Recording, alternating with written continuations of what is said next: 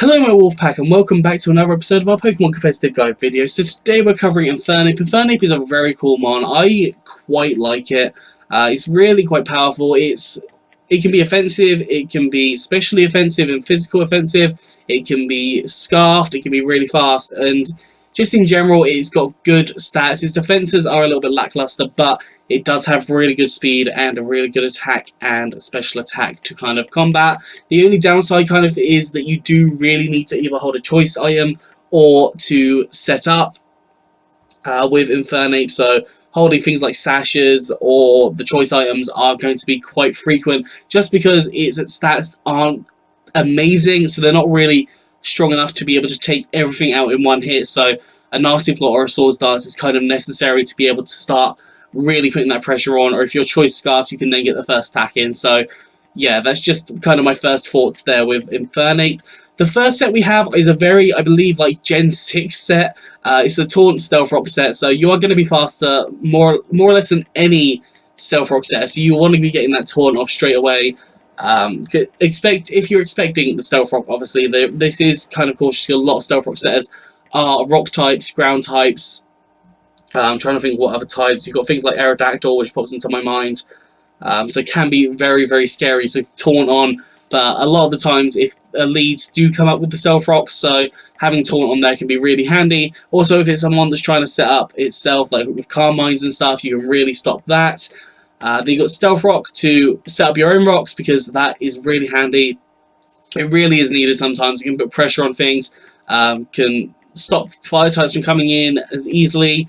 Especially with things like Charizard stops flying types, they take 25% damage. Honestly, it just causes so many issues with things. And then I've put Close Combat and Flare Blitz on this thing. So Close Combat is a strong stab fighting type attack. You do lower your special attack and not your special attack, your defense and special defense. So do be kind of cautious of that you are lowering as the time goes on. And Flare Blitz is a strong stab fire attack, but you do take recoil damage on that, which is kind of why I have the leftovers on here, just to ensure that you are kind of recovering a little bit of the issue there. I've put Iron Fist, the ability here. I'm not sure if that boosts Close Combat. It does punch-based attacks, so Blaze might actually work better in this instance, because you are likely going to be taken down quite low at some point, just because your defenses aren't the most amazing. EVs, we have Max Attack and Max Speed with a Jolly Nature, so more speed and less special attack, and 4 EVs in special defense, just raising that special defense up ever so slightly more. The second set we have is a Choice Scarf set, because I really like Scarf Infernape. I think it's very, very scary. It has quite a battalion of moves, and just in general can be really frightening when you see it Choice Scarf. There's not too many things that can outspeed it after it's scarfed. We have Flare Blitz, Thunder Punch, Close Combat, and Earthquake. So Flare Blitz, strong stab, fire type attack. You are going to be taking some damage here, so maybe having a Wish Passer on the side could be pretty handy. Thunder Punch to hit those flying types and those water types that can be really annoying and can put a lot of pressure on you. They're unlikely to be faster than you unless it's like a Scarf Greninja or something, but not many water types get that fast, to be honest. Close Combat, because you know strong fighting types attacks are really handy to have, and Earthquake just for, again, coverage, can hit fire types as well, can hit rock types, can hit steel types, even though you can already hit that with Flare Blitz, but having Earthquake on there is just good for kind of coverage.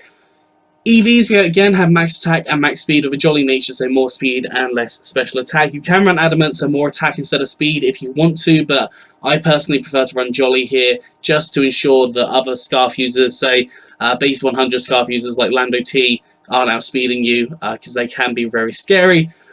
And yeah, that's kind of the idea here. We have got Iron Fist here, definitely boosting that Thunder Punch, which I think you will definitely need just to deal with a couple of the bulkier water types.